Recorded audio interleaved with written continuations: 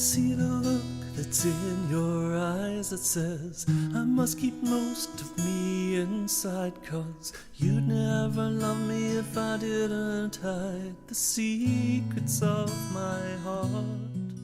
Hi everyone, welcome to New Mexico, the land of enchantment, and the future setting for Nonviolent Communication 9-day international intensive training.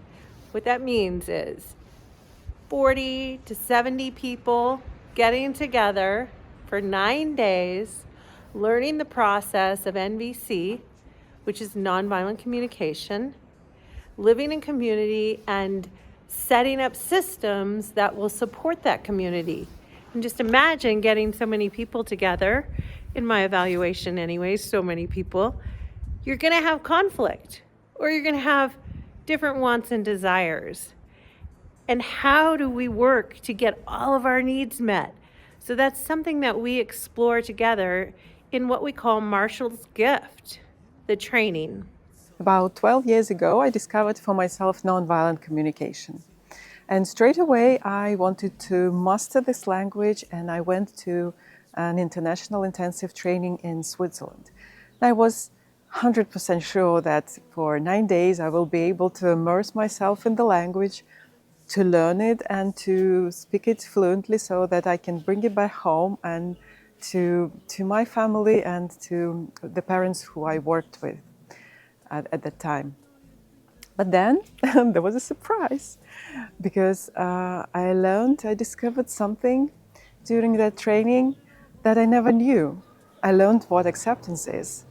I discovered what it means to be listened to with empathy. And I started to see how it is to be a part of a community. Now I'm very excited, very glad that I can co-create similar experience for you, an international intensive training in New Mexico in September.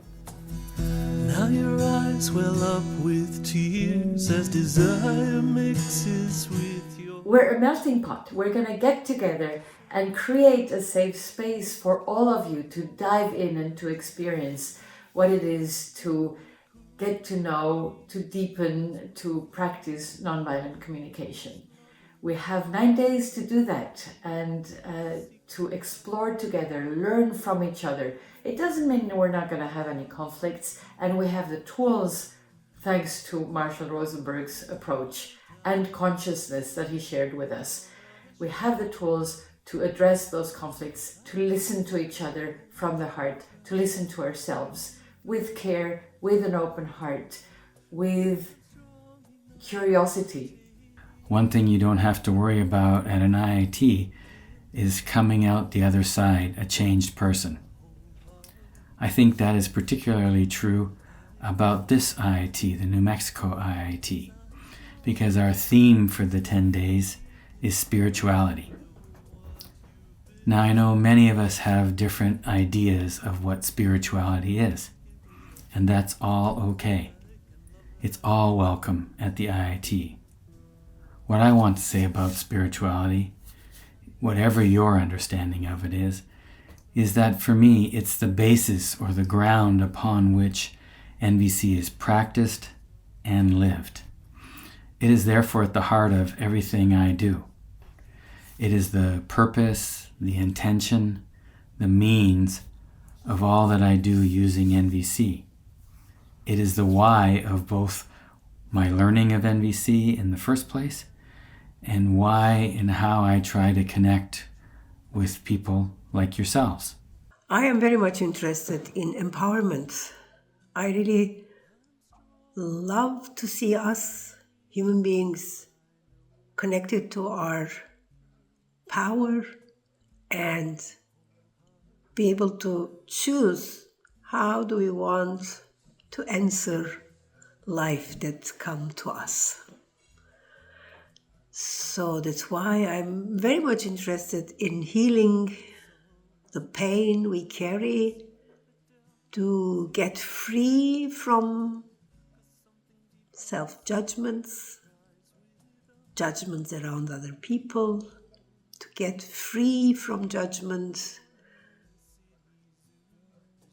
to be in good connection with our resources and really act in that sense. I know you think that the heat of your pain is more than I can stand. This is the White Sands National Monument in southern New Mexico. And it's a very, in my opinion, incredible space to be. I also have a yucca friend here with me by my side, growing out of the sand, surviving in what you might think are harsh environment for a plant. This reminds me of how it is to be human in this world, particularly right now, with all of the harshness that is coming towards us and the ways that we behave towards one another, the strategies we use to meet our needs. That some of us are fighting to survive and some are fighting to self-connect and thrive and be in joy. I have the privilege of working with groups and communities in conflict, often in violent conflict. For example, I've seen nomadic herders and local farmers in northeast Nigeria in violent conflict over issues of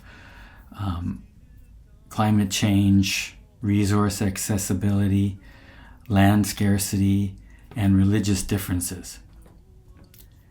Find a way through nonviolent communication to dialogue with each other, understand each other, and learn to work together to find solutions to some of the challenges that they are commonly facing.